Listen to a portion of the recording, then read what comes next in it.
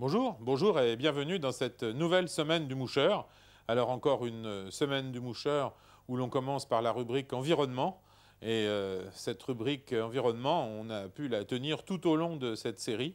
Une série qui se termine aujourd'hui et où vous avez eu plus d'une quarantaine de rubriques traitant de l'environnement, de la rivière, du comportement du poisson, de l'eau, de l'homme. Et je pense que cette rubrique vous a plu, alors écoutons la dernière. Dans l'environnement du pêcheur, aujourd'hui, on va aborder le sujet qui m'a été souvent demandé, qui est comment approcher une rivière qu'on n'a pas connue, qu'on ne connaît pas. On a un déplacement à faire avec des potes, on va pêcher le week-end et on se dit, voilà, on y arrive. On s'arrête à un endroit magnifique comme ici, mais devant cette immense étendue de l'eau, où je vais pêcher, comment je vais pêcher, avec quoi je vais pêcher. Voilà, ça c'est la question. Alors, il y a deux problèmes qui se posent à nous. Premièrement, où se trouvent les truites? Ça c'est le problème crucial. Et ensuite, quels moyens on a pour les toucher? Commençons par le premier. Les truites sur un endroit comme ici, qui est magnifique, c'est un confluent de deux rivières, il y en a à peu près partout. On sait que la règle principale est que peu d'eau, petite truite, beaucoup d'eau, grosse truite. Ça, on a déjà compris. Maintenant, il est très clair que nous ne pouvons pas traverser la rivière facilement ici et aller pêcher dans le courant là-bas. Donc, on est quand même limité par des moyens, aussi bien par nos vadeurs que pour ne pas rentrer dans l'eau et emporter. Il faut savoir que les truites, pas seulement les truites lâchées qui se font ici à l'ouverture, mais aussi les truites normales, les truites sédentaires autochtones, ont une tendance d'économiser leur énergie et qui se mettent dans des endroits confortables. Alors eux aussi font des compromis entre avoir une nourriture abondante qui vient vers elles pour la saisir, pour se nourrir, et entre ne pas dépenser le plus gros de sa force pour lutter contre le courant. Donc, il est évident, on voit immédiatement qu'ici, contre des berges, le courant est assez calme.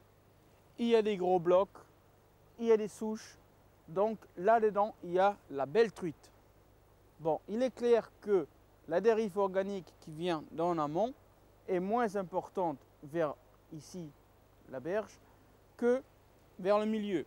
Il faut savoir aussi que la truite qui va gober, donc en sèche, va se trouver vers le bord, car les éphémères ont nullement envie à cette période d'ouverture maintenant de sortir en plein bouillon là-bas pour se sortir de leur enveloppe nymphale, mais ils vont plutôt éclore vers des moyens courants et des petits courants. Donc si vous voulez, à ce moment-là, même ici, les courants qui sont faibles apportent beaucoup de nourriture car les insectes eux aussi se déplacent. Ils ne cherchent pas forcément le gros courant. Maintenant, si on vient ici plus tard dans la saison, quand l'eau descend, on va avoir une vitesse d'eau qui va ralentir et qui va vraiment nous donner aussi la possibilité de pêcher dans les courants au milieu. Mais il ne sera pas le même, il sera beaucoup plus faible. Notamment, si on vient ici vers le mois de mai ou de juin dans les Pyrénées, ici au Gave d'Oloron, si on veut pêcher la truite de mer par exemple le soir, mais on va la chercher dans la tête du poule, ici où l'eau commence à ralentir avant de rentrer dans le gros calme. Donc, voyez-vous, à chaque sortie, à chaque jour, à chaque niveau d'eau, il y a toujours une réponse à donner au rapport à la rivière, sa morphologie, son système hydrographique, l'hydraulique même si on puisse dire sur le granulométrie, et aussi à des moyens que vous avez, aller dans l'eau avec vos vadeurs, le sentiment que vous avez de stabilité dans l'eau, parce que ce n'est pas pour tout le monde pareil, certains n'aiment pas trop de prendre des risques, d'autres ils y vont au-delà de ça, et il faut toujours voir entre les deux, mais moi je vous conseille tranquillement, pêcher ici des bords, l'après-midi du printemps que nous sommes maintenant, et vous allez faire des belles truites de toutes les tailles. Oui, alors je vous le disais, c'est la dernière semaine du moucheur d'une longue série donc de 44 émissions, mais je suis certain que Vous aurez l'occasion de les revoir lors d'une rediffusion bien possible.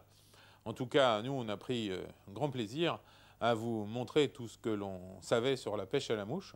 Et puisque dans notre rubrique technique et matériel, on parle de temps à autre du montage, eh bien, on fait un dernier tour d'horizon des poils, les poils qui servent au montage et qui sont très, très, très nombreux. Dans technique et matériel, cette semaine, je vous parlerai du poil. Pas du à poil, mais des poils. On sait très bien que nous, monteurs de mouches, on a toujours besoin de nouveaux matériaux. D'ailleurs, l'industrie de la pêche nous en trouve tous les ans, même si ça existe déjà depuis longtemps. Des nouveautés, des nouveautés, des nouveautés. Les poils, c'est rien de nouveau, car il s'agit ici d'un matériau de pêche à la mouche, de confection des mouches, qui est très ancien. Tout simplement parce que c'est naturel. Donc, parmi les premiers produits qui ont été employés pour fabriquer des mouches, il y avait bien entendu la laine, notamment la laine de mouton. Il y avait des plumes, donc des plumes de basse-cour et des plumes qui ont été chassées à l'époque. Et il y avait aussi le poil. Alors, pourquoi on utilise les poils pour confectionner nos mouches? Les raisons sont multiples. Premièrement, pour la flottabilité, pour tout ce qui a mouche sèche ou émergente. On sait que le poil de cervidés, et toutes bêtes comme des chevreuils ou des antilopes, sont des poils creux. Ils ont donc deux dents, sont un tube de l'air, et il est forcément clair que si vous avez l'air dans quelque chose, ça flotte bien. Ensuite, on l'a utilisé pour sa imitation, sa force d'imitation. Il est très clair que des poils qui sont très fins, qui sont souvent aussi pas unicolorés, mais qui ont des teintes de plus claires au plus foncées, qui sont striées, imitent parfaitement bien les pattes des insectes ou des nageoires des poissons ou tout ce que vous voulez.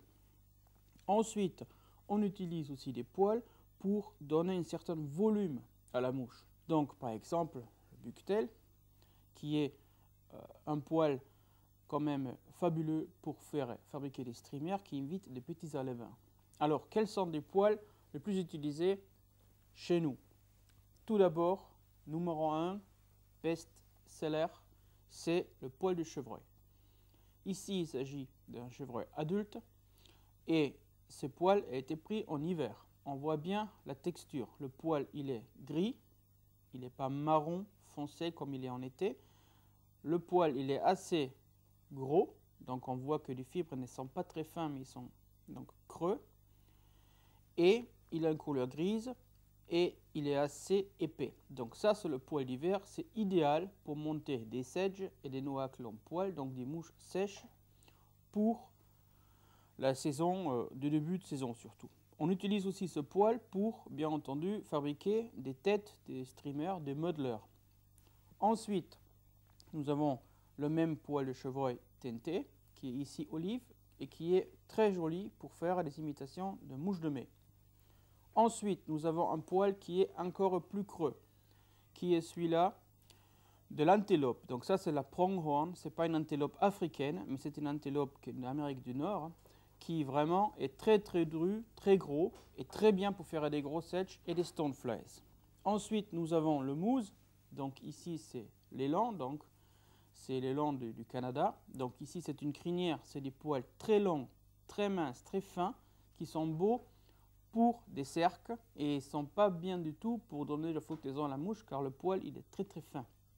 Et ensuite, on a le bucktail.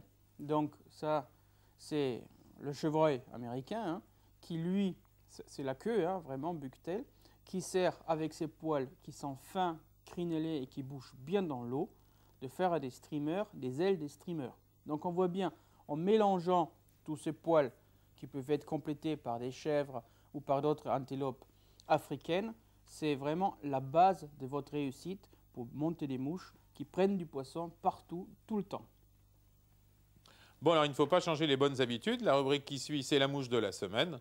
Alors on fait comme d'habitude avec aujourd'hui une très très très belle mouche qui s'adresse aux truites particulièrement sensibles à l'art moderne Très certainement, car elle est vraiment très belle.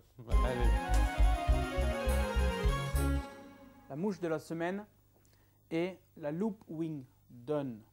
Décidément, on a toujours des termes anglo-saxons pour nos mouches, mais bon, je n'ai pas trouvé encore les traductions pour tout. Enfin, tout le monde sait que Dun, c'est le subimago. Donc, on va faire aujourd'hui un subimago d'éphémères. On sait que la famille des éphémères est assez vaste. Elle va des tout petits Baetis, comme le chloéon qui est vraiment tout petit, on a 118 ou même au 20, jusqu'au vraiment des mouches de mai qui ont des 3 cm et demi, donc des hameçons de 8 ou même de 6. Alors, on va, comme d'habitude, faire une mouche type de taille moyenne, donc de 12, je vais le faire aujourd'hui, pour vous montrer comment on la confectionne. Donc, la larve d'éphémère est montée en surface, actif ou passivement, comme on l'a bien appris. En surface, il se passe que la peau du thorax s'ouvre, le subimago, donc est-ce qu'on va après imiter, va sortir, va percer la surface de l'eau, donc le film, la tension, très important, beaucoup reste, on l'a déjà appris. Ensuite, le subimago va se poser sur l'eau, donc il est passé en travers, c'est un genre de passer une porte, si on veut dire, et elle va dériver pendant que son carapace kittineux se renforce et durcit, et ses ailes se déploient et devient aussi rigide pour ensuite s'envoler. Donc on a déjà appris que selon la température et la lumière, le carapace met plus de temps ou moins de temps, mais surtout que la mouche du jour au lendemain peut être plus foncée ce jour-là et être plus claire le lendemain parce que tout simplement il y a plus de soleil. Bon, une fois ça c'est fait, elle s'envole et ça devient l'imago. Donc nous, la mouche qui en veut monter, donc cette loopwing dun, c'est donc le stade qui sort de l'eau, qui est encore assis sur l'eau. C'est ce temps dangereux où la truite peut la manger parce qu'après dans l'arbre c'est fini. Et donc c'est ce dun-là qui est sur l'eau et qui va s'envoler, qu'on va monter de suite. Voyons maintenant de quelle méthode nous allons monter le loopwing aujourd'hui au tableau. Cette loopwing dun, on va la faire aujourd'hui avec un hameçon normal, donc pas plus long ni plus court comme le standard, donc c'est un hameçon standard, donc de l'hameçon 10, 12, 14, 16, bon, nous on va faire aujourd'hui du 12 pour qu'on le voit bien à la caméra. On commence par faire des cercles. Donc, je vais mettre 3 cercles en poil de mousse, donc en fait en crinière d'élan. Ça c'est très très joli, ça fait des belles mouches et un peu écartées, ça flotte très très bien. Ensuite on va faire un corps en dubbing fly rate des couleurs roux, donc très très fin. C'est le dubbing qui est le plus fin et qui imite le mieux les mouches sèches. Là, on va monter donc le loop wing, donc en fait les ailes en looping avec avec deux fibres de Ozark Mountains Turkey, donc du dindon des Ozark Mountains. Et donc ça fait une aile vraiment suggestive qui ne fait que 2 loops. Donc là, il n'y a rien dedans, vous allez voir, mais ça fait très joli. Et on termine, bien entendu, par une collerette d'un coq roux ou gris, ou comme vous voulez, ou badger. Aujourd'hui, j'ai pris du badger parce que j'aime bien cette couleur gris avec un trait noir au milieu. Et donc, notre dun, donc notre subimago, est entièrement fini. Voyons maintenant qu'est-ce qu'il nous faut comme matériel et matériaux pour la réaliser. Comme matériel, il nous faut, comme toujours, un bonetto qui sert bien l'hameçon pour travailler en sécurité. Ensuite, bien entendu, le porte-bobine avec l'éternel fil noir, un enfileur pour passer le fil si on casse en réalisation de la mouche. Il faut comme d'habitude un ciseau pour les gros travaux et un pour les travaux délicats qui coupent bien à la pointe. Ensuite, pour une mouche sèche, il faut une pince à hacle pour la collerette. Et enfin, du vernis pour le nœud final et l'aiguille à dubbing pour l'appliquer et pour nettoyer l'œillet. Voyons maintenant qu'est-ce qu'il nous faut comme matériel. D'abord, les hameçons. Donc ici, ce sont des hameçons de 12 qui sont normales, standards, donc ni plus long ni plus court. L'hameçon tout simple. Ensuite, on a ici la crinière d'élan. Hein, c'est la crinière, ce n'est pas le corps. C'est des poils très fins, très pointus et très longs qui sont idéaux pour fabriquer des cercles. Le corps va être fait par des fly-rates roux moyens, très joli pour une mouche qui sort de l'eau, qui a encore un peu la couleur de la larve, de la nymphe. Ensuite, l'aile est faite par la plume de queue de Ozark Mountains, où on prélève, comme on le voit ici sur la petite tasse, 2 fibres qui vont en fait faire le loop wing, donc l'aile du dun.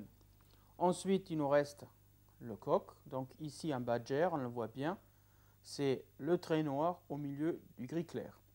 Voilà maintenant tout ce qu'il faut pour faire cette mouche. Mettons-nous à l'étau. On commence comme d'habitude par les enroulements au fond de l'hameçon, juste à la courbure, pour ensuite prendre ces magnifiques poils du moose qui viennent du Canada. Ça sert à ça. Donc on prend 3, on les met ensemble, on mesure sur l'hameçon et on le fixe pour faire vraiment des cercles. Voilà, c'est magnifique, c'est joli. On coupe l'excédent, on prend le dubbing,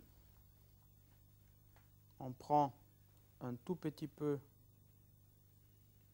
pour faire l'abdomen. Ici très doux. C'est un dubbing super pour mouche sèche qui vraiment se travaille très facilement. On va devant, comme on l'a fait ici, à peu près 3/4. Coupe l'excédent, là il y en a un peu trop. Bon, ensuite l'aile. Alors l'aile, c'est les 2 fibres du Ozark Mountain Turkey. Donc il faut vraiment celui-là qui finit après fumier, bien entendu, vous savez bien. On chasse le mâle, donc c'est un mâle en période de rut, en étant tout camouflé, à l'arc ou au fusil, selon comme on veut. Et c'est que celui-là qui est vraiment apte pour faire cette mouche. Alors, on a maintenant donc cette aile. Donc là, on la tourne, la fibre, la première, hop, et la deuxième, hop. On les met à peu près de la même taille, voilà. On tient et on fixe. Voilà. Et l'aile, voyez-vous, magnifique est faite. Il suffit maintenant de mettre une collerette que j'ai déjà préparée préalablement. Donc j'ai enlevé le barbe, qu'est-ce qu'il y a en bas et qui n'est pas joli, pour faire juste quelques tours pour faire une donne léger, très joli. Voilà. Et ça suffit. On a fait 3-4 tours, ça suffit largement. On rabat en arrière pour bien nettoyer la tête. Il faut qu'une mouche soit toujours faite proprement, sans aucun problème. 3 demi-clés, une goutte de vernis et cette très très belle éphémère est terminée.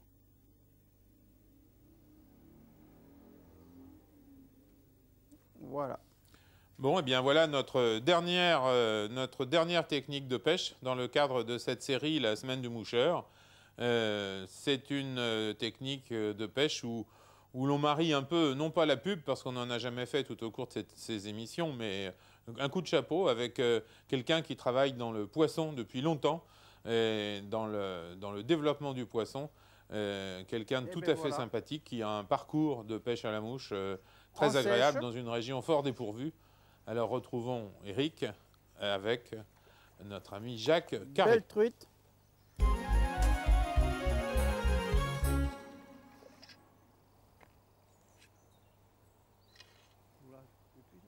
Ouais. On bagarre bien, ils sont en forme. Hein. Hop. Ça c'est joli ça. Ah oui.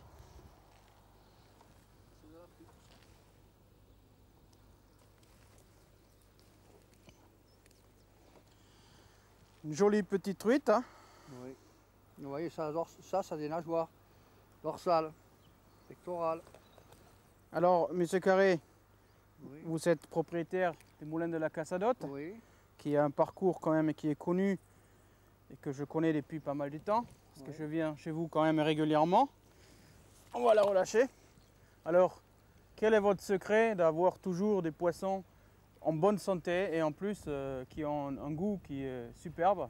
Bon, Quel est votre secret? le secret, il n'y a pas, mais le secret, c'est de travailler comme il faut. C'est-à-dire que ça, c'est de l'eau qui est de source, qui est de bonne eau. Et puis les bassins ne sont pas surchargés, ils sont naturels. Il n'y a pas d'oxygénateur, on les soigne très peu. C'est pour ça que vous trouvez des truites de 300 grammes, 250 grammes qui font 25-30 cm. Ce n'est pas des carpes, c'est des truites. Et ici, chez vous, quand même, on a quand même une particularité. Vous avez un parcours mouche, Oui. l'eau courante, De l'eau. une rivière naturelle, Oui. qui est quand même unique dans tout le sud-ouest. Ah oui, je suis le seul parcours à être comme ça, hein, pour avoir des truites qui ont des records de 8 kg 620 prises dans le parcours. Hein. Décrivez-nous un peu votre parcours. Mais mon parcours, c'est un parcours sauvage qui fait 3,5 kg de long et qui est à leviner rarement parce que je lâche des poissons et c'est les grosses qui mangent les plus petites et les plus petites, celles qui se sauvent et ça fait des poissons sauvages. Ça ne fait pas des poissons qu'on lâche puis pêcher le lendemain. Et alors, des pêcheurs à la mouche comme moi, c'est uniquement pour la mouche. Ah, c'est uniquement réservé à la mouche sèche ou noyée. Il n'y a pas un pêcheur qui passe avec un verre de terre ou une cuillère. Non, non, c'est interdit. Et il y a beaucoup de monde qui vient? Alors c'est beaucoup de monde, ça commence à se connaître. Mais il y en a beaucoup qui ne le connaissent pas quand même. Hein. Oui. Mais moi, je peux dire personnellement que ça fait plusieurs fois que je suis venu. Et la première fois, il y a déjà 15 ans, ici, quand j'habitais encore à Bordeaux. Et que déjà à l'époque, j'étais très content d'avoir une rivière sauvage vraiment au milieu de la forêt, sans aucune nuisance, ni de route, ni de train, ni rien du tout. C'est superbe. Et je pense que c'est aussi bon, je pense, pour les gens qui débutent, parce que je crois que vous faites aussi des initiations. Oui, oui. Alors, comment ça se passe? Eh bien, ceux qui ne savent pas, je les apprends. Ils achètent leur matériel, je ne leur fournis pas. Et c'est gratuitement, je leur apprends à pêcher à la mouche. Alors, qu'est-ce qu'il faut faire pour venir chez vous alors? Eh bien, il faut qu'ils s'achètent le matériel et puis s'ils ne savent pas pêcher, je les apprends. Je leur monte, s'ils ne savent pas monter la canne, je leur monte quand même. Et alors, dites-nous où vous vous trouvez, que des gens savent. Eh bien, je suis entre Bordeaux et Arcachon. Je suis à 35 km de Bordeaux et à 22 km d'Arcachon. Ben écoutez, Monsieur Carré, j'espère que ça continue d'être super comme ça et que vous avez bien retenu l'adresse et que les gens viennent. Bien, merci beaucoup. Bon, moi, je vais continuer à pêcher un peu pour prendre quelques-uns d'autres. Mais avant qu'on se quitte pour que je reparte au parcours, alors il paraît qu'il y a aussi des choses ici délicieuses là, qui existent chez vous, là, qui ne sont pas partout. Parlez-nous un peu de ça. Mais oui, il y a le caviar de Gironde, qui moi qui ai déposé cette marque, qui a fait le premier caviar en France. J'ai fait 7 ans de recherche avec Sémagreffe. Ça fait maintenant 18 ans que je suis derrière l'esturgeon. J'ai une certaine production de caviar, qui s'appelle le caviar de Gironde. J'ai à peu près 100 tonnes d'esturgeon. Et le total, ça me fait 200 000 esturgeons que j'ai en pisciculture. Et c'est des bêtes impressionnantes. Alors ça varie de quelques grammes à 30 kilos, quoi. Ah oui.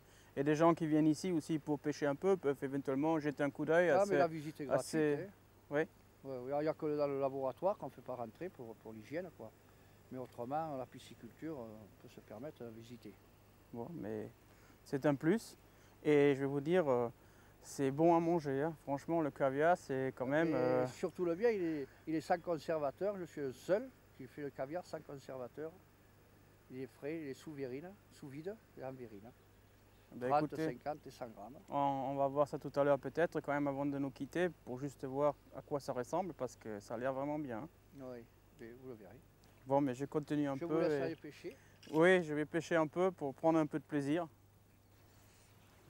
Bon, mais après ces explications de M. Carré, qui est vraiment un homme chaleureux et qui a un domaine fabuleux, je vais essayer, enfin, pour une fois, je ne peux pas être prétentieux en disant je ne vais pas essayer, je vais prendre quelques truites pour me les déguster ce soir entre amis, en sèche, dans un cadre vraiment superbe.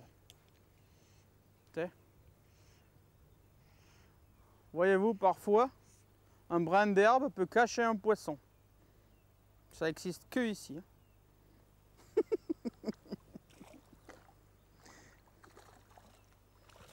On a la salade avec. Encore une belle truite et on sèche. Et ben voilà. Encore une belle petite truite. Petite, pas si petite que ça. Dans des 300 grammes. Bon, eh bien, on peut dire que... Allez, c'est la dernière truite que l'on va prendre ensemble. Allez, un de ces jours. Au revoir. Bon, mais je crois que pour aujourd'hui, on en a assez.